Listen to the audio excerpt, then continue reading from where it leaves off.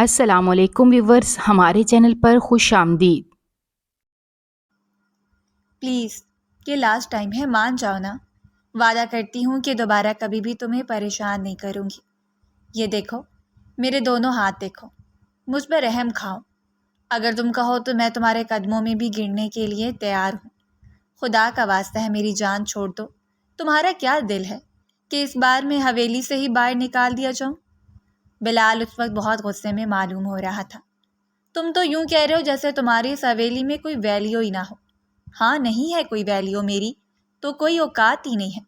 حویلی کے سب سے چھوٹے بچے کی کوئی عزت نہیں ہوتی، اور یہ بات میں تسلیم کرتا ہوں۔ وہ اپنے سینے پر زور زور سے ہاتھ مارتا ہوا بولا۔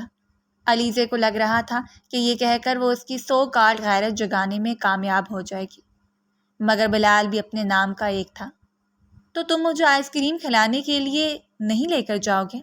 آف کورس نہیں لے کر جاؤں گا۔ میں نے بھائی جان کے ہاتھوں پٹنا ہی ہے۔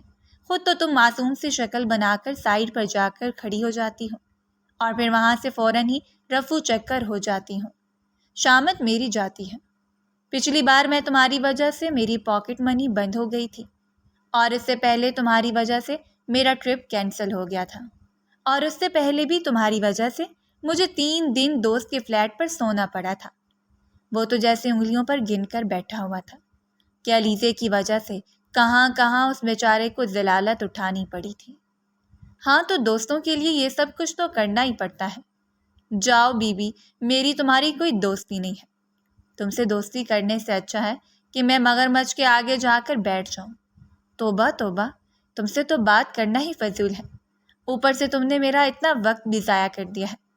وہ اپنی گھڑی پر ایک نظر ڈالتی ہوئی کوفت سے بولی۔ یہ تو طے تھا کہ اس کا پلان کینسل ہو چکا ہے۔ وہ اس وقت بنگلے کی چھت پر کھڑی تھی اور آنکھیں پھاڑ پھاڑ کر چاروں جانب دیکھ رہی تھی۔ وہ بہت زیادہ بور ہو رہی تھی۔ اس کو سمجھ نہیں آ رہا تھا کہ وہ کیا کرے۔ اس کی ماما کے فرینڈ کے بیٹے کی شادی تھی، مگر اس نے وہاں پر بھی جانے سے انکار کر دیا تھا۔ اس کا خیال تھا کہ وہ اپنی فرینڈ کے ساتھ گھومنے کے لیے جائے گی، مگر اللہ بھلا کرے بلال صاحب کا، جو کسی بھی صورت راضی نہیں ہو رہے تھے۔ اس کو خود ڈرائیونگ کرنی نہیں آتی تھی، اور خدا کا شکر تھا کہ کسی نے اس کو سکھائی نہیں تھی، ورنہ اس نے ایک نیا ڈرامہ شروع کیا ہوتا۔ اچانک ہی اس کی نظر سامنے والے بنگلے کے لان میں پڑی، جہاں پر ہینڈسم آدمی کرسی پر اطمینان سے بیٹھے ہوا تھا اور چائے پی رہا تھا، مگر اس کی نظریں کہیں اور تھیں۔ وہ گہری سوچ میں ڈوبا ہوا معلوم ہو رہا تھا۔ علیزے کا یہ پسندیدہ مشغلہ تھا کہ وہ چیزوں کو اور لوگوں کو نوٹ کرتی تھی۔ اچانک ہی اس آدمی کی نگاہیں اٹھیں، علیزے کی نگاہوں سے ملی۔ وہ گڑبڑا کر سائڈ پر جا کر کھڑی ہو گئی۔ پتہ نہیں کیا سوچ رہا ہوگا کہ کس طرح کی لڑکی ہے۔ خیر، مجھے کون سا فرق پڑتا ہے، جو مرضی سوچتا رہے۔ یہ کہہ کر وہ دوبارہ سے اسی جانب ہی جا کر کھڑی ہو گئی تھی۔ اب وہ وقفے وقفے سے اس آدمی کی حرکتوں کو نوٹ کر رہی تھی۔ وہ بہت ہی ہینڈسم تھا، لیکن پکی عمر کا معلوم ہوتا تھا۔ علیزے کو پکی عمر کے مرد پسند نہیں تھے۔ بورنگ سا ہوگا، اس نے دل ہی دل میں اس پر ایک کامنٹ پاس کیا تھا۔ خروس بھی ہوگا تھا، لیکن ایک بات تو پکی ہے کہ ڈریسنگ سینس بہت اچھا ہے۔ لگتا ہے کہ موصوف کے پاس اچھا خاصا پیسہ ہے۔ اسے یہ سرگرمی بہت اچھی لگ رہی تھی کہ اچانک ہی اس کی نظر حویلی کی جانب آتی ہوئی بلیک کلر کی پراڈو پر پڑی، جو کہ اس کے بڑے بھائی کی گاڑی تھی۔ توبہ، میں تو مر گئی۔ یا اللہ، میں کیا کروں؟ یا اللہ، مجھے بچا لو۔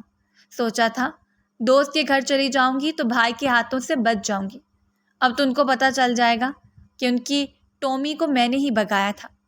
اس کے ہاتھ پاؤں بری طرح سے پھول گئے تھے۔ وہ دائیں بائیں بکھلاتی ہوئی گھوم رہی تھی، اور پھر تیزی سے سیڑھیاں اترتی ہوئی اپنے کمرے میں گھس گئی۔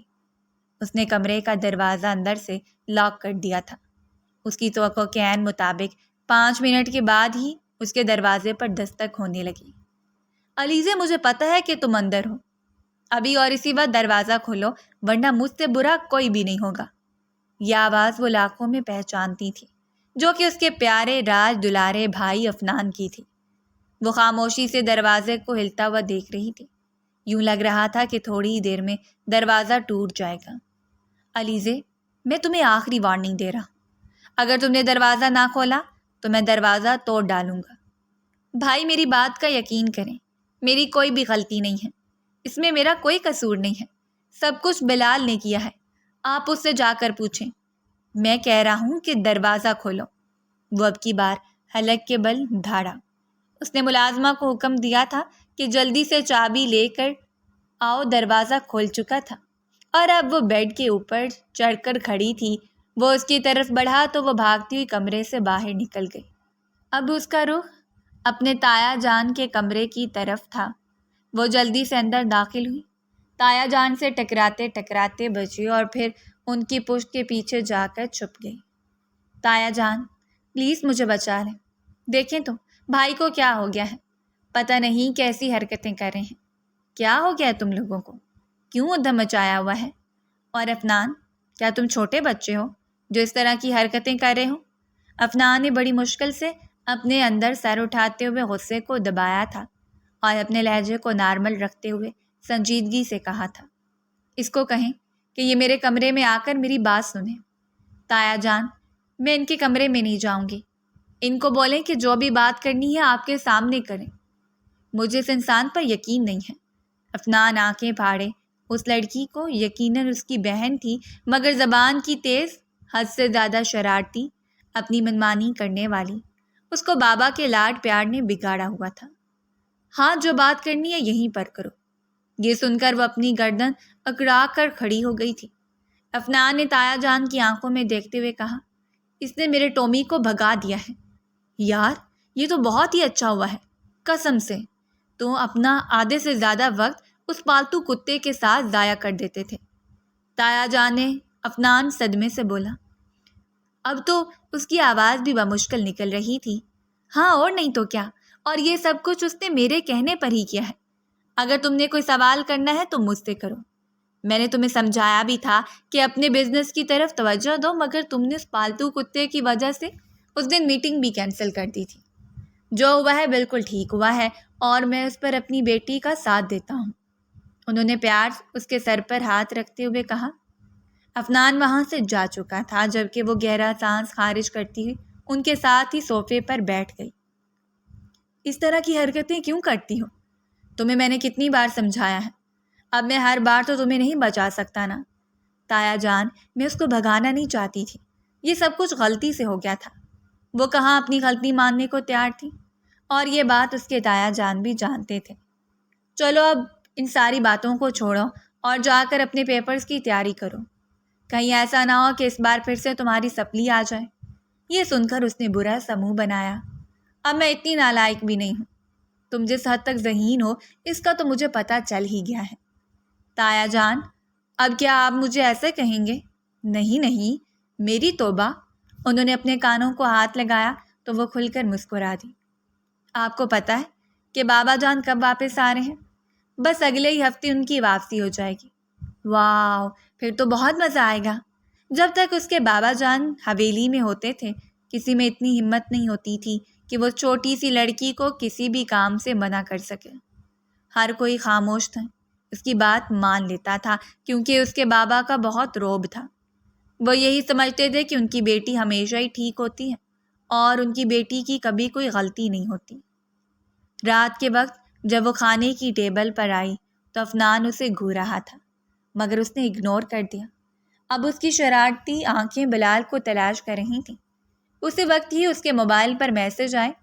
اس نے جیسے ہی واٹس ایپ اوپن کیا، سامنے ایک تصویر نمودار ہوئی۔ بلال اس وقت کسی لڑکی کے ساتھ ریسٹورنٹ میں بیٹھا ہوا تھا۔ اس نے اپنی مسکراہٹ دبانے کی ناکام کوشش کی۔ اس انسان سے بھی تو اس کو بدلہ لینا تھا، اور اب بدلہ لینے کا ٹھیک وقت تھا۔ تایا جان، یہ جہاں تک یاد پڑتا ہے بلال کی منگنی شاہد خاندان کی کسی لڑکی کے ساتھ ہو چکی ہے۔ ہاں، اس کی اپنی خالہ کی بیٹی فاریہ کے ساتھ، لیکن ابھی بات چیت ہوئی ہے، منگنی کچھ عرصے کے بعد ہوگی۔ تو تایا جان، وہ باقی لڑکیوں میں کیوں دلچسپی لے رہا ہے؟ کیا مطلب ہے تمہارا؟ افنان بھی اب کی بار اس کی طرف متوجہ ہو گیا تھا۔ اس نے ایک تصویر دونوں کو دکھائی۔ ان دونوں مرد حضرات کے ماتھے پر بل پڑ گئے تھے۔ اس کی اتنی جرأت! میں نے اس کو سمجھایا بھی ہے کہ اس طرح کی حرکتیں چھوڑ دے، ورنہ میں اس کو جان سے مار دوں گا۔ افنان غصے سے بے قابو ہو گیا تھا۔ ارے بھائی، کیا ہو گیا ہے؟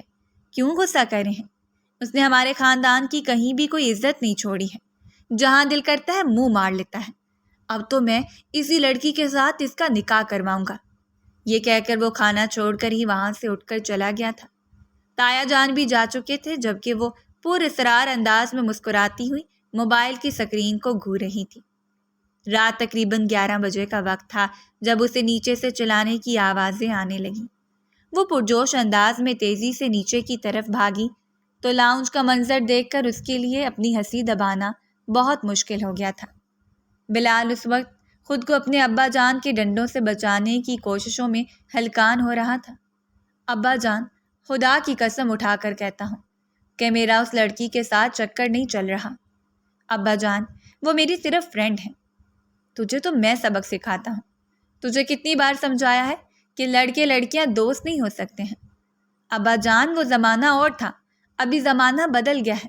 یونیورسٹی میں پڑھتا ہوں اور اب لڑکیوں کی طرح شرما تو نہیں سکتا اور نہ ہی برقع پہن کر گھوم سکتا ہوں۔ اگر کوئی بات کرنے کے لیے کہے گا تو ظاہر سی بات ہے مجھے اس کی بات سننی ہی پڑے گی۔ تو بیٹا، یہ ساری باتیں یونیورسٹی میں بھی ہو سکتی ہیں۔ علیحدہ سے مینگو ریسٹورنٹ میں لے جا کے عیاشی کرنے کی کیا ضرورت ہے؟ مجھے پتا ہے کہ آپ کو یہ سب کچھ چالاک بلی نے بتایا ہے۔ مجھے یہ سب کچھ کسی نے بھی بتایا ہو، تمہیں اسے مطلب نہیں ہونا چاہیے۔ وہ اس کو ڈانٹ کر کمرے میں بھیج چکے تھے۔ اس کی یونیورسٹی کا کیا بنا ہے؟ اگلے دن تایا جان افنان سے سوال کیا تو وہ جھنجھلاتے ہوئے بولا، پہلے اس کو FSC تو پاس کرنے دیں، دوسری بار سپلی آ رہی ہے، اس کے نمبر بھی بہت کم ہیں۔ مجھے نہیں لگتا کہ کوئی اس کو اپنی یونیورسٹی میں رکھے گا۔ کوئی بات نہیں، میں بابا کو کہہ کر اپنی الگ سے یونیورسٹی اوپن کروا لوں گی۔ افنان کے گھورنے پر اس کی زبان کو فوراً ہی بریک لگی تھی۔ اس کی ابھی تک ایک سپلی کلیئر نہیں ہوئی تھی۔ میں نے آپ کو کہا بھی تھا کہ مجھے ٹیوٹر کر دیں، کیونکہ 1 مہینے کے بعد اس سپلی کا بھی ایگزام ہوگا اور مجھے بالکل بھی سمجھ نہیں آ رہی کہ میں کیا کروں۔ اگر آپ کہیں تو میں عالم شاہ سے بات کرتا ہوں۔ یہ عالم شاہ کون ہے؟ اس نے آنکھیں ٹمٹماتے ہوئے کہا، خبردار جو تم نے اس انسان کو پریشان کیا، میرا دوست ہے، یہیں پر ہی شفٹ ہو گیا ہے، کل تک اس کی فیملی بھی آ جائے گی، تم اس کے پاس ٹیوشن پڑھنے کے لیے جاؤ گی، وہ تمہیں میتھ کے سارے کانسیپٹ سمجھا دے گا اور تمہیں سارے فارمولاز بھی یاد کروا دے گا۔ تمہیں جس چیز میں بھی مسئلہ ہو تم اس سے پوچھ سکتی ہو۔ افنان نے سنجیدگی سے اس کے چہرے کی طرف دیکھتے ہوئے کہا تو وہ برے برے منہ بنانے لگی۔ آپ جانتے ہیں کہ میں کسی کے ماتحت کام نہیں کر سکتی، مجھے کوئی بھی بہانہ نہیں سننا ہے۔ کل سے تم اس کے پاس پڑھنے کے لیے جا رہی ہو، چلو اب جلدی سے ناشتہ ختم کرو اور اپنی بک اٹھا کر میرے پاس آؤ، مجھے تمہیں کچھ باتیں بھی سمجھانی ہیں۔ وہ تایا جان کو بیچارگی بھرے انداز میں دیکھنے لگی، مگر تایا جان نے کندھے اچکا دیے تھے اور ساتھ ساتھ کہہ دیا تھا کہ میرا اس سب کے ساتھ کوئی بھی لینا دینا نہیں ہے۔ اس کے بعد وہ امی جان کے کمرے میں گئی تھی اور ان سے بھی شکایتیں کرتی رہی تھی، مگر امی جان نے بھی کہہ دیا تھا کہ اس بار جو کچھ تمہارا بھائی کہہ رہا ہے ویسا ہی ہوگا۔ بابا جان پاکستان میں تھے نہیں، وہ ان کو مناتی۔ تمہیں لگتا ہے کہ یہ سب کچھ ٹھیک ہوگا؟ تایا جان نے اپنے بھتیجے پر ایک نظر ڈالتے ہوئے کہا تھا۔ مجھے اسی سے بہتر اور کوئی آئیڈیا سمجھ میں نہیں آ رہا ہے، چلو اس پر بھی عمل کر کے دیکھ لیتے ہیں، ہو سکتا ہے کہ وہ تھوڑی سی سدھر جائے یا اس میں تھوڑی سی عقل آ جائے۔ یہ لگ تو ناممکن رہا ہے، لیکن پھر بھی ٹرائی کرنے میں کیا حرج ہے۔ افنان نے ٹیشو سے اپنے ہاتھ صاف کیے اور وہاں سے اٹھ کر چلا گیا تھا۔ وہ اس وقت اپنے بھائی کے کمرے میں موجود تھی۔ تمہیں میں نے جو کنسیپٹ سمجھائے تھے اور جو فارمولاز یاد کروائے تھے وہ تو تمہیں یاد ہوں گے، رائٹ؟ مجھے یقین ہے کہ تم مجھے وہاں پر ذلیل نہیں کرو گے۔ میں اپنے کالج کا ٹاپر تھا، یونیورسٹی میں بھی گولڈ میڈلسٹ رہا ہوں۔ کیا فائدہ؟ کون سا وہ اصلی گولڈ ہوتا ہے؟ سونے کا پانی چڑھا کر دے دیتے ہیں۔ وہ ناک چڑھاتے ہوئے بولی، تم سے تو کچھ کہنا ہی فضول ہے، تمہیں تو بندہ موٹیویشن بھی نہیں دے سکتا، 1 نمبر کی نان سیریس لڑکی ہو۔ اب اگر تم نے دوبارہ سے آنکھیں گھمائی تو یہ ڈیلے نکال دوں گا۔ بھائی جان، آپ جو مجھ پر چھوٹی چھوٹی بات پر غصہ کر رہے ہیں اور جو مجھ پر روب جما رہے ہیں، میں آپ کو بتا رہی ہوں، ایک بار بابا کو واپس آنے دیں۔ بابا سے آپ کی ایسی ایسی شکایتیں لگاؤں گی کہ آپ بھی حیران رہ جائیں گے۔ نہیں، مجھے کبھی بھی تمہارے کسی عمل سے کوئی حیرانگی نہیں ہوگی، کیونکہ میں تم سے ہر چیز کی توقع رکھ سکتا ہوں۔ مجھے اپنی بہن پر پورا یقین ہے، میری بہن کسی بھی معاملے میں مجھے مایوس نہیں کرے گی۔ وہ اس پر طنز کرتے ہوئے بولا تھا، کل شام 8 بجے تم نے اس کے گھر جانا ہے۔ میں اس کے گھر کیوں جاؤں گی؟ وہ یہاں پر کیوں نہیں آئے گا؟ جو کہہ رہا ہوں وہ کرو۔ آپ تو کہتے تھے کہ میں تمہیں کسی بھی پرائے مرد کے گھر ٹیوشن پڑھنے کے لیے نہیں بھیجوں گا۔ اب کیا وہ پرایا مرد نہیں ہے؟ آپ کی تو اپنی سٹیٹمنٹس اپنے ایکشنز کے ساتھ میچ نہیں ہوتی ہیں۔ تم بدتمیزی کر رہی ہو میرے ساتھ۔ ٹھیک ہے ٹھیک ہے، یہ کہہ کر وہ اپنے بال لہراتی ہوئی وہاں سے اٹھ کر جا چکے تھے۔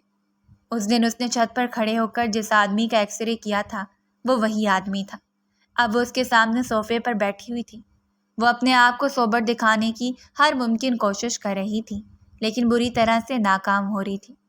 اس آدمی کی ذات میں ایک عجیب سی کشش تھی جو ہر دیکھنے والے کو اس کی طرف متوجہ کر دیتی تھی، اور یہ بات علیزے نے بھی شدت سے نوٹ کی تھی۔ واو یار، کیا پرسنالٹی ہے اس کی۔ ویسے سر، آپ کی ایج کیا ہے؟ اچانک ہی اس کی زبان پھسلی۔ عالم شاہ نے ایک سنجیدہ نظر اس کے چہرے پر ڈالی۔ کیا ان کوسچنز کا میری ایج کے ساتھ کوئی تعلق بنتا ہے؟ ابھی تھوڑی دیر پہلے ہی اس نے علیزے کو ایک سوال سمجھایا تھا۔ وہ توقع کر رہا تھا کہ علیزے اس سے میتھڈ کے بارے میں کچھ کہے گی یا پھر فارمولہ یاد کرنے کی کوئی آسان ٹرک مانگے گی، لیکن یہاں پر تو کہانی الٹی تھی۔ نہیں سر، سوری، وہ اصل میں میرا دماغ کہیں اور ہے، تو اپنے دماغ کو واپس لائیں۔ جہاں تک مجھے پتہ چلا ہے کہ آپ اس سبجیکٹ میں 2 بار فیل ہو چکی ہیں، اور ابھی بھی آپ اتنی کانفیڈنٹ تھی کہ بغیر تیاری کے پیپر دینے والی تھیں۔ کیا میں پوچھ سکتا ہوں کہ آپ کے اس کانفیڈنس کا راز کیا ہے؟ عالم شاہ نے جیسے فیصلہ کر لیا تھا کہ آج وہ اس پر طنز کے تیر پھینک کر اس کو لہو لہان کرے گا۔ یہ سن کر علیزے نے اپنی گردن جھکا دی تھی۔ وہ دل ہی دل میں اپنے بھائی افنان کو کوس رہے تھے۔ اسی وقت ہی کمرے کا دروازہ کھلا اور ایک پکی عمر کی عورت کمرے کے اندر داخل ہوئی۔ اس کے ساتھ ایک نوکرانی بھی موجود تھی جس نے ٹرے کو مختلف لوازمات سے سجایا ہوا تھا، جن کو دیکھ کر علیزے کے منہ میں پانی آ گیا تھا۔ اگر پڑھائی کے دوران کھانے کو کچھ نہ ہو تو پڑھائی کا مزہ ہی نہیں آتا ہے۔ بے ساختہ اس کی زبان پھسلی تھی۔ وہ کافی آہستہ بولی تھی، مگر اس کے باوجود بھی اس کے پہلو میں بیٹھے ہوئے عالم شاہ نے سن لیا تھا۔ بیٹا، دل لگا کر پڑھنا، زوبیہ آنٹی نے پیار سے اس کے سر پر ہاتھ رکھتے ہوئے کہا۔ اس کو پتہ چلا تھا کہ زوبیہ نے اس کے بابا کی کزن ہے۔ وہ پاسٹ میں ان کے بزنس پارٹنر بھی رہ چکے تھے۔ دونوں فیملیز کی آپس میں کافی اچھی دوستی تھی، لیکن پھر ایسا ہوا کہ وہ جرمنی شفٹ ہو گئے۔ ابھی کچھ مہینے پہلے ان کی واپسی ہوئی تھی۔ ان کو یہاں پر سیٹل ہونے میں کافی ٹائم لگ گیا تھا، اور اب وہ ایک بار پھر سے اپنی حویلی واپس لوٹ آئے تھے۔ اس کی امی زوبیہ آنٹی کا کافی ذکر کرتی تھیں۔ اس کو بھی زوبیہ آنٹی سے ملنے کا شوق تھا، اور آج ان سے مل کر اسے واقعی وہ ساری باتیں حقیقت معلوم ہو رہی تھیں جتنی ان کی تعریف کی گئی تھی۔ وہ ان سب پر ہی پورا اتر رہی تھیں۔ تھوڑی دیر اس کے پاس بیٹھ کر وہ وہاں سے اٹھ کر جا چکی تھی، جبکہ علیزے نمکوں سے انصاف کرنے لگی تھی۔ عالم شاہ نے ایک تنقیدی نظر اس پر ڈالی تو وہ یکدم ہی شرمندہ ہو گئی۔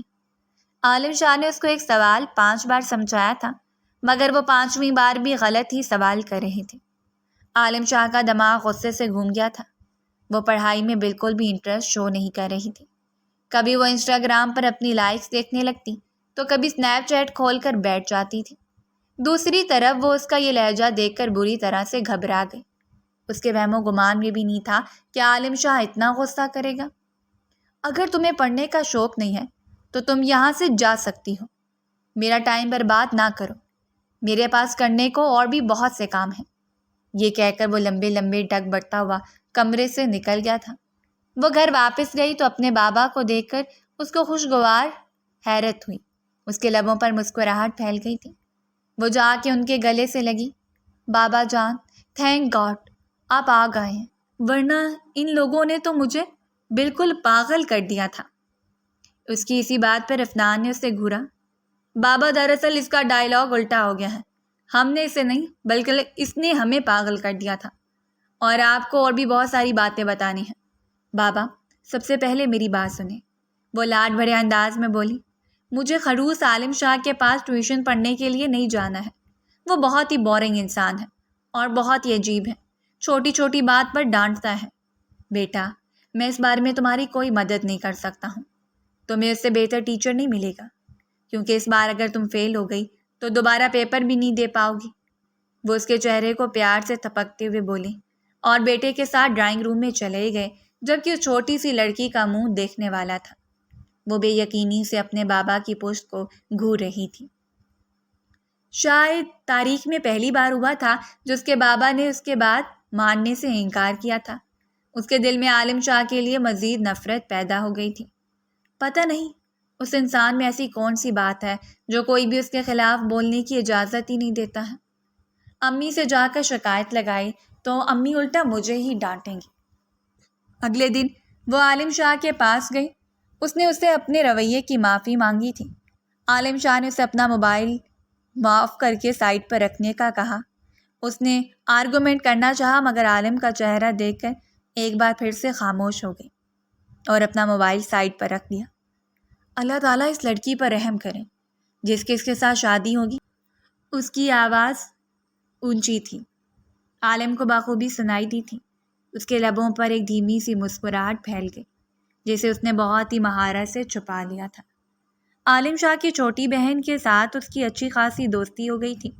جب وہ کوسچنز کر کے فری ہوتی تھی تو جا کر لاؤنج میں بیٹھ جاتی تھی اور خوش گپیوں میں مصروف ہو جاتی تھی. عالم شاہ کی کزن کی شادی تھی. ان کی حویلی بھی عالم شاہ کے بنگلے کے بالکل سامنے تھی. روز رات کے وقت وہاں پر ہلا گلا لگتا تھا. وہ بھی اپنی کزن کے ساتھ وہاں پر انجوائے کرنے کے لیے جاتی تھی. شعر و شاعری کا اس سے بہت ہی زیادہ شوق تھا اور وہ ہمیشہ شاعری کی محفل جماتی تھی. شاعری میں کوئی بھی اسے نہیں جیت سکتا تھا. اس دن جب عالم شاہ نے شعر پڑھے تو وہ سن کر حیران رہ گئی. وہ تو اس کو بہت ہی بورنگ سا انسان سمجھتی تھی، مگر شاعری میں تو اس کا ذوق بہت اچھا تھا. وہ اس کی تعریف کیے بغیر نہیں رہ سکی تھی. وہ اس تقریب میں مسلسل اپنے چہرے پر کسی کی نظروں کی تپش محسوس کر رہی تھی. جب وہ نگاہیں اٹھا کر دیکھتی تو فرقان کا چھوٹا بھائی اس کو گھور رہا تھا. اب اس کو غصہ آنے لگا تھا. اس کا دل کر رہا تھا کہ وہ جا کر اس کا منہ توڑ ڈالے. ایک نظر اس نے افنان پر ڈالی جو کہ لڑکوں کے ٹولے کے ساتھ بیٹھا باتیں کرنے میں مصروف تھا. دراصل وہ سارے بزنس مین تھے اور ان کی باتیں بزنس سے شروع ہو کر بزنس تک ختم ہو جاتی تھیں. چھوٹے کزنوں کی محفل برخاست ہو جاتی تھی مگر وہ رات کے 3 بجے تک بھی بیٹھے ڈسکشن کرتے رہتے تھے. وہ اس لیے بھی اپنے بھائی کو نہیں بتا رہی تھی کیونکہ جانتی تھی کہ وہاں پر ایک فساد کھڑا ہو جائے گا. وہ وہاں سے اٹھ کر کمرے میں جانے ہی لگی تھی کہ فرقان کا چھوٹے بھائی اس کے سامنے آ کر کھڑا ہو گیا. ہیلو محترمہ، تم مجھے مسلسل اگنور کر رہی ہو. وہ اس کی طرف بڑھنے لگا. وہ بے چینی سے پیچھے کی طرف ہٹی. مجھ سے دور ہو کر بات کرو. ارے مجھ سے گھبرا کیوں رہی ہو؟ میں کون سا تمہیں نقصان پہنچاؤں گا؟ خباثت بھرے انداز میں مسکراتا ہوا وہ اس کی کلائی پکڑنے ہی لگا تھا کہ اس کا ہاتھ اٹھا اور جمشید کے چہرے پر نشان چھوڑ گیا. تمہاری اتنی ہمت! اس سے پہلے کہ وہ اسے تکلیف پہنچاتا کسی نے اس کے بازو بیچ میں ہی روک دی تھی. وہ کوئی اور نہیں بلکہ عالم شاہ تھا. خوف کے مارے علیزے کا وجود کانپنے لگا تھا. آج سے پہلے کبھی بھی اس کے ساتھ اس طرح کا حادثہ پیش نہیں آیا تھا کیونکہ اس کے سارے کزن ہی بہت اچھے تھے. وہ اس کی عزت کرتے تھے. آج سے پہلے کسی نے اس کی طرف غلط نگاہ سے بھی نہیں دیکھا تھا. تم یہاں سے جاؤ، میں اسے نبٹ لیتا ہوں. عالم شاہ نے اسے وہاں سے جانے کا اشارہ کیا مگر وہ اپنی جگہ پر ہی کھڑی رہی اور پھر اگلے ہی لمحے وہ لہرا کر زمین بوس ہو چکی تھی. عالم شاہ نے اس کو دیکھ کر تعصب سے نفی میں سر ہلایا. گھر والوں کے سامنے تو ہر وقت زخمی شیری بنی رہتی ہیں لیکن باہر اگر مقابلہ کرنے کی باری آئے تو ایک نازک سی ہی نہیں. وہ دل میں سوچ کر رہ گیا تھا. اس کے بعد وہ جمشید کے کانوں پر ہلکا سا جھکا. تمہیں پتہ ہے کہ کچھ دن پہلے تم اپنے دوستوں کے ساتھ ایک ایسی جگہ پر پکڑے گئے ہو جس کے بارے میں اگر تمہارے باپ کو معلوم ہو جائے تو وہ تمہیں اپنا خون ماننے سے ہی انکار کر دیں گے. یہ سن کر جمشید کا رنگ فک ہو گیا تھا. اس نے بے یقینی کے مارے پھٹی ہوئی آنکھوں سے عالم شاہ کی طرف دیکھا تھا جس کو ہر بات کا ہی پتہ ہوتا تھا اور جس کے پاس خاندان کے ہر مرد کے خلاف ثبوت موجود تھے. بھائی، مجھ سے غلطی ہو گئی ہے. وعدہ کرتا ہوں کہ دوبارہ ایسی غلطی نہیں کروں گا. یہ غلطی نہیں بلکہ گناہ کیا ہے تم نے اور گناہ کی سزا تو مل کر رہے گی۔ تمہیں پتہ ہے کہ تم نے کس عورت کو تکلیف پہنچائی ہے؟ وہ اب اس کی آنکھوں میں گھوٹتا ہوا بولا، تمہیں اندازہ بھی ہے کہ اس عورت کا میرے ساتھ کیا رشتہ ہے؟ بھائی، وعدہ کرتا ہوں کہ دوبارہ آپ کو شکایت کا موقع نہیں دوں گا۔ عالم شاہ نے اس وقت اسے چھوڑ دیا تھا، مگر دل ہی دل میں فیصلہ کیا تھا کہ بعد میں وہ اسے حساب لے گا۔ اس نے اندر سے اپنی خالہ جان کو آواز دی اور انہیں ساری کہانی بتا دی۔ خالہ جان اس چھوٹی سی لڑکی کو لے کر لاؤنج میں چلی گئی تھی۔ اس پر پانی کے چھینٹے پھینکے گئے تو وہ ہوش میں آئی۔ اس نے دیکھا کہ آس پاس صرف عورتیں ہی موجود تھیں۔ اس کا دل تھوڑا سا سکون میں آ گیا تھا۔ اس کے بعد وہ دوبارہ سے اس حویلی میں نہیں گئی تھی۔ وہ خاموشی سے جاتی، عالم شاہ کے پاس کچھ کوسچنز کرتی اور پھر دوبارہ سے اپنی حویلی لوٹ جاتی تھی۔ اس دن کے بعد وہ تھوڑی چپ چپ بھی رہنے لگی تھی۔ عالم شاہ سے اس کا یہ رویہ برداشت نہیں ہو رہا تھا۔ وہ اس کو ہنستی کھیلتی ہوئی اور چیختی چلاتی ہوئی اچھی لگتی تھی۔ عالم شاہ کی یہ خواہش بھی بہت جلد پوری ہو گئی تھی۔ جب حویلی والوں نے چھوٹی سی لڑکی پر وہ بم پھوڑا تھا، جس کے بعد کافی دیر تک وہ اپنے ہوش و حواس میں نہ آ سکی تھی، وہ بت بنی صوفے پر بیٹھی کبھی اپنے بابا کے چہرے کو دیکھتی تو کبھی اپنے بھائی کے چہرے کو دیکھتی۔ عفنان اپنی مسکراہٹ چھپانے کی ناکام کوشش کر رہا تھا۔ اس کو اندازہ نہیں تھا کہ اس بیچاری کی حالت ایسی ہو جائے گی۔ بابا جان، آپ مجھے کہہ رہے ہیں کہ عالم شاہ سے میرا نکاح ہو چکا ہے؟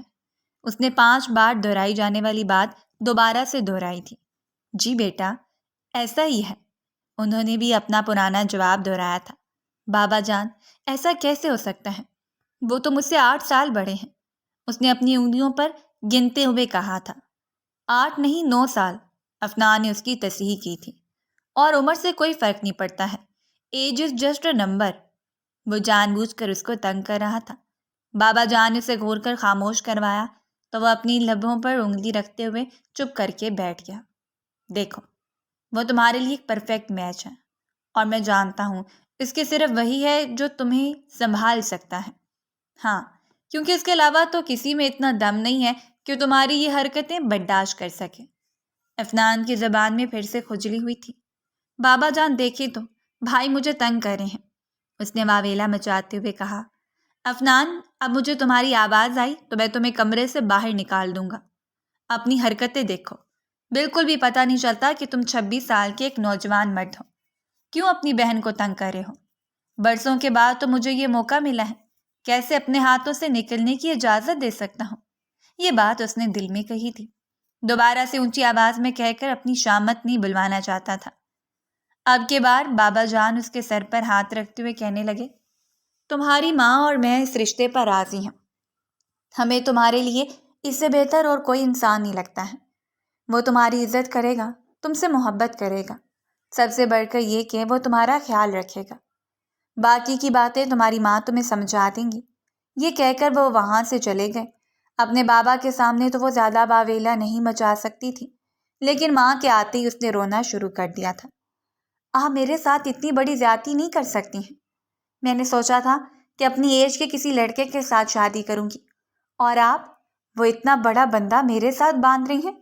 بس بہت ہو گیا ہے، خاموش ہو جاؤ۔ کب سے فضول بولے جا رہی ہو؟ تمہیں کس نے کہا ہے کہ وہ بندہ خروس ہے؟ اس سے زیادہ خوش اخلاق اور ہنسمکھ انسان میں نے اپنی ساری زندگی میں نہیں دیکھا ہے۔ تمہیں تو ویسے بھی گھومنے پھرنے کا شوق ہے، پڑھائی میں تمہارا ذرا بھی دلچسپی نہیں ہے۔ تم نے تو یہی کہا تھا کہ اماں میری کسی ایسے انسان کے ساتھ شادی کروانا جس کے ساتھ میں ٹریولنگ کر سکوں۔ وہ اس کی نقل اتارتے ہوئے بولی، ہاں تو یہی کہا تھا میں نے۔ ان کو جب میں دیکھتی ہوں وہ حویلی میں ہی موجود ہوتے ہیں۔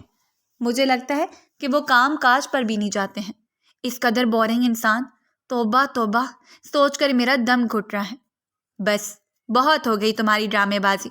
تمہارے بچپن میں ہی اس سے نکاح ہو گیا تھا، اور اب دوبارہ سے دنیا کے سامنے نکاح کی تقریب پھر سے کروائی جائے گی، اور اگلے مہینے تمہاری رخصتی ہو جائے گی، کیونکہ اس کے ماما بابا امریکہ میں سیٹل ہو رہے ہیں۔ وہاں جانے سے پہلے ان کی خواہش ہے کہ وہ اپنے بیٹے کی شادی دیکھ لیں۔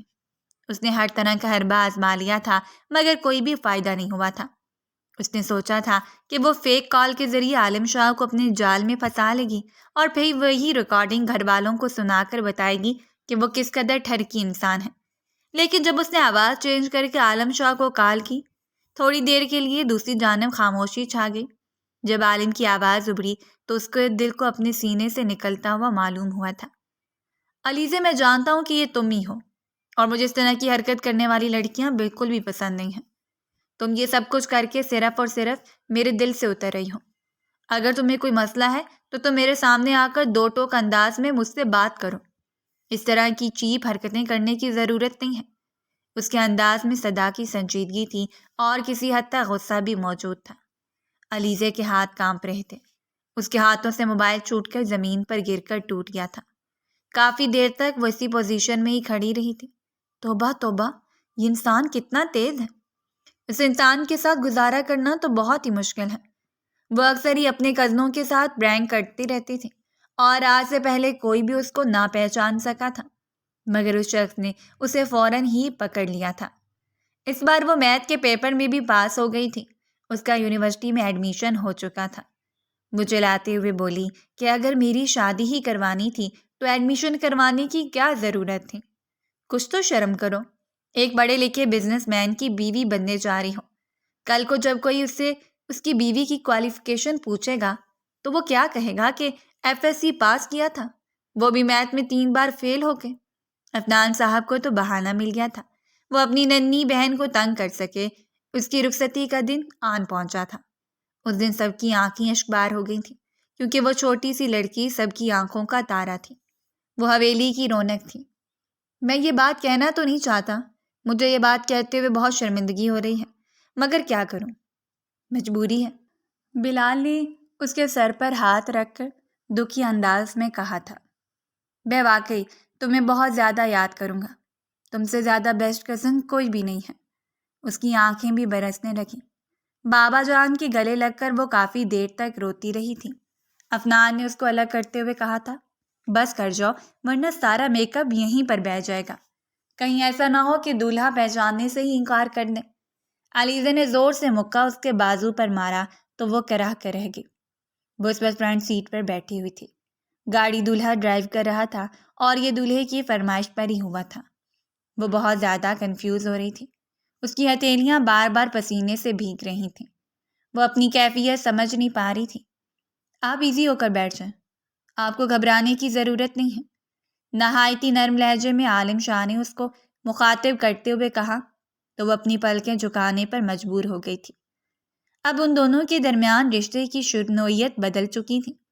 یا اللہ، ایک تو اتنے بڑے شخص سے میرا نکاح کر دیا ہے، جب میں 26 سال کی ہوں گی تو یہ وہ اپنی انگلیوں پر حساب کرنے لگی تھی۔ اس کا انداز دیکھ کر وہ نہ چاہتے ہوئے بھی مسکرا دیا تھا۔ فکر مت کرو، میں بالکل بھی بوڑھا نہیں لگوں گا، میں اپنے آپ کو فٹ رکھوں گا۔ یہ سن کر وہ بری طرح سے ہڑبڑا گئی۔ آپ کو کیسے پتہ چلا کہ میں کیا سوچ رہی ہوں؟ آپ کی سوچیں آپ کے چہرے پر عیاں ہو جاتی ہیں۔ آپ کو دیکھ کر ہی مجھے اندازہ ہو جاتا ہے کہ آپ کے چھوٹے سے دماغ میں کیا چل رہا ہے۔ میرا دماغ چھوٹا نہیں ہے، وہ چلاتے ہوئے بولی تھی۔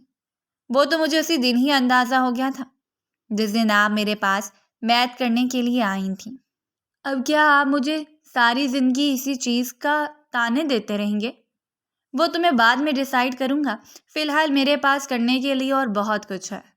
وہ معنی خیز انداز میں بولا تو وہ جی جان سے کانپ اٹھی تھی۔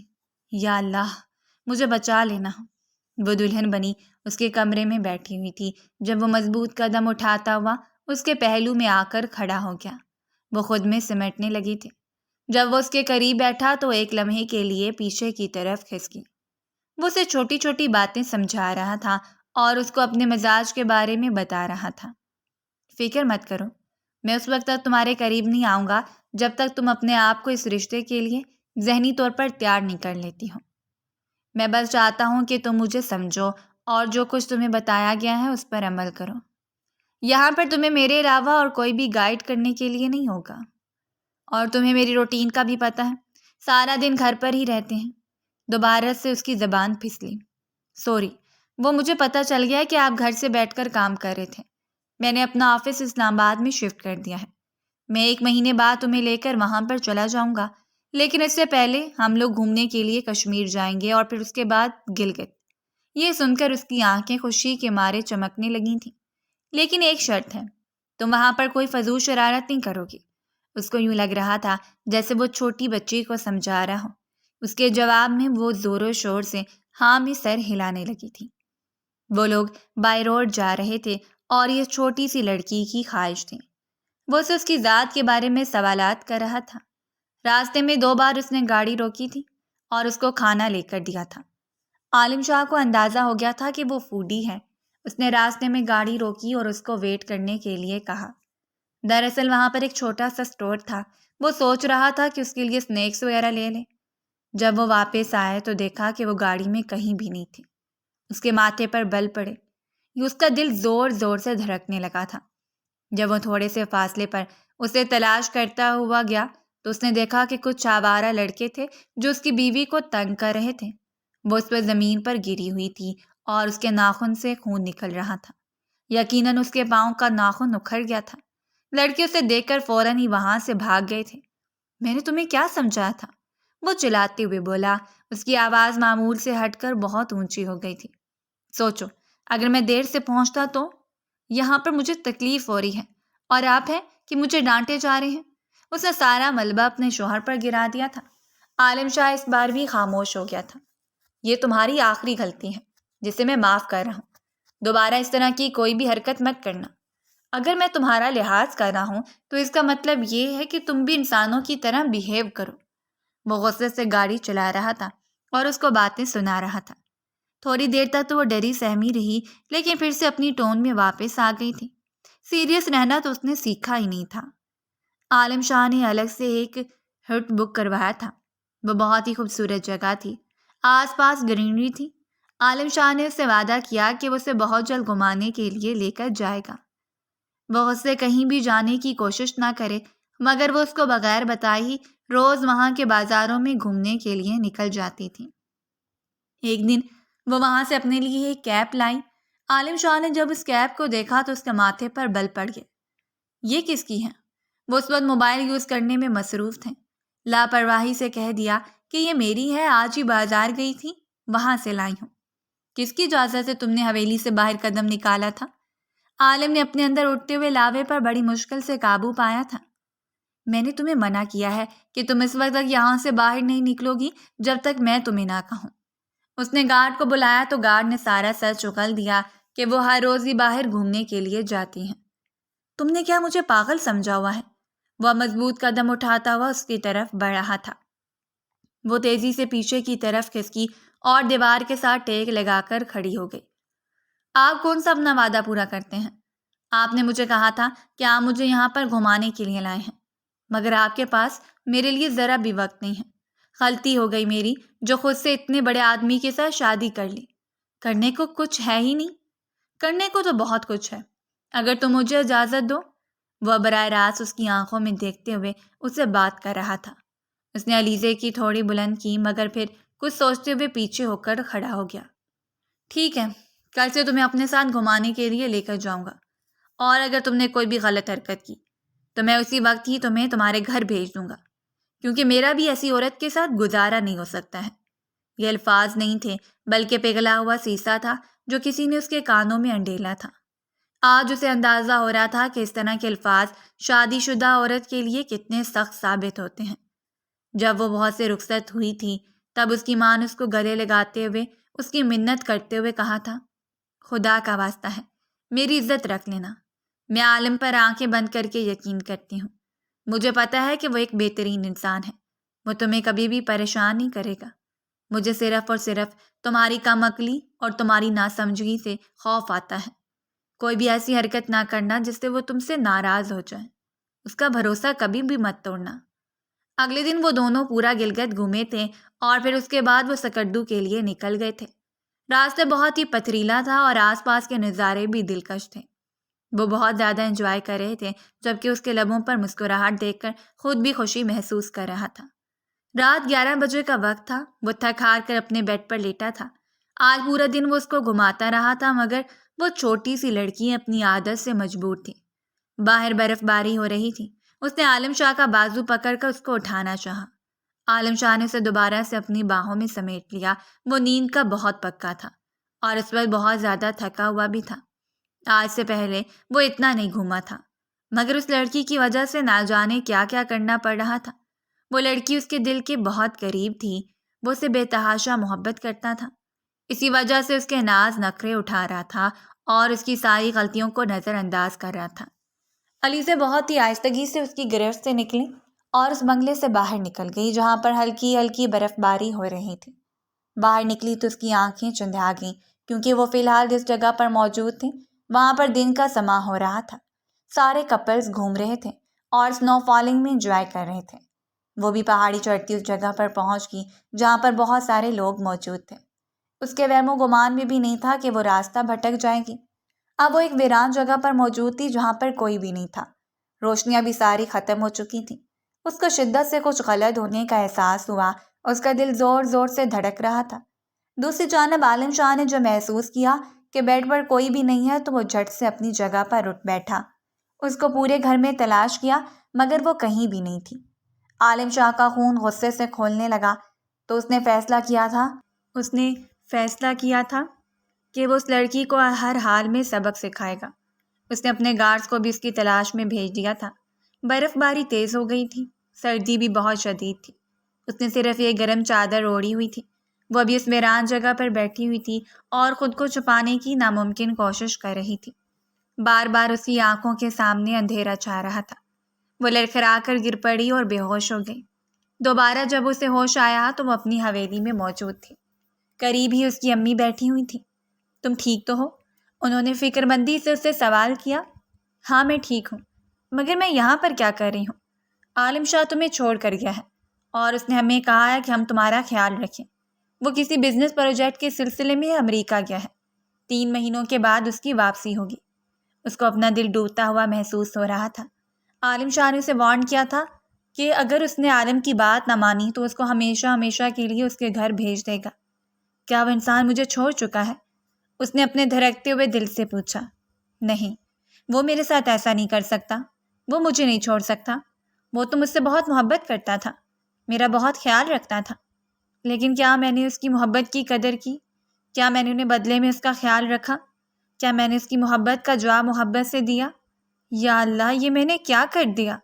اس کی امی کمرے سے جا چکی تھیں جبکہ وہ گھٹنوں پر سر رکھ کے پھوٹ پھوٹ کر رو رہی تھی۔ اس نے عالم شاہ کا نمبر ڈائل کیا جو کہ بند جا رہا تھا۔ وہ جب سے حویلی واپس آئی تھی کسی سے بھی بات نہیں کر رہی تھی۔ وہ 2 دن تک بے ہوش بھی رہی تھی۔ اس بارے میں اسے اپنی اماں جان سے ہی معلوم ہوا تھا۔ وہ 1 ہفتے سے زیادہ انتظار نہیں کر پائی۔ اس کا بس نہیں چل رہا تھا کہ وہ امریکہ پہنچ جائے۔ وہ تن فن کرتی ہوئی اپنے سسرال واپس گئی۔ اس کو لگ رہا تھا کہ اس کی نند ابھی بھی سسرال میں ہی موجود ہوگی، لیکن سامنے کھڑے عالم شاہ کو دیکھ کر اسے اپنا خون کھولتا ہوا محسوس ہوا۔ آپ نے مجھ سے جھوٹ کیوں بولا؟ آپ نے میری فیملی کو یہ کیوں بتایا کہ آپ امریکہ گئے ہوئے ہیں؟ اس نے دیکھتے ہی چلانا شروع کر دیا تھا۔ عالم پرشوق انداز میں اس کے چہرے کی طرف دیکھا۔ یہ پلان تھا جو اس نے اپنی ساس کے ساتھ مل کر بنایا تھا تاکہ اس چھوٹی سی لڑکی کا دماغ ٹھکانے پر لگایا جا سکے، اس کو بتایا جا سکے کہ لاپرواہی کا انجام کس قدر بھیانک ہو سکتا ہے۔ میں نے تو ایسا کچھ بھی نہیں کہا، اس نے کندھے اچکا دیے تھے۔ کیا آپ نے مجھے چھوڑ دیا ہے؟ یہ کہہ کر وہ پھوٹ پھوٹ کر رونے لگی اور اس کے قدموں میں گر گئی۔ عالم نے اسے کندھوں سے پکڑ کر اٹھایا اور اسے اپنے سینے سے لگاتے ہوئے کہا، بھلا کوئی سانس لینا بھی چھوڑ سکتا ہے؟ تو پھر آپ نے وہ سب… عالم اس کی بات کاٹتے ہوئے بولا کہ وہ سب کچھ صرف اور صرف تمہیں سمجھانے کے لیے تھا۔ میں جانتا ہوں کہ جانے انجانے میں تمہارا دل دکھایا ہے اور اس کے لیے میں تم سے معذرت بھی کرتا ہوں۔ آپ نے میرا جان بوجھ کر دکھایا ہے۔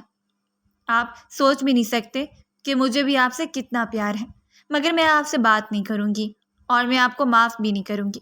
اس نے آنکھیں گھماتے ہوئے کہا، یہ تو کہیں بھی نہیں لکھا ہوا بیگم صاحبہ، ابھی تو آپ کے ساتھ بہت سے حساب کتاب بھی باقی ہیں۔ وہ اسے معنی خیز انداز میں دیکھتے ہوئے بولا۔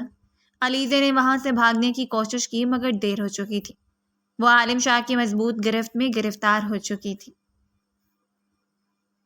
اگر آپ کو ہماری کہانیاں پسند آ رہی ہیں تو ہمارے چینل کو سبسکرائب کیجیے، ویڈیوز پر کمنٹ کیجیے اور شیئر کیجیے۔ شکریہ۔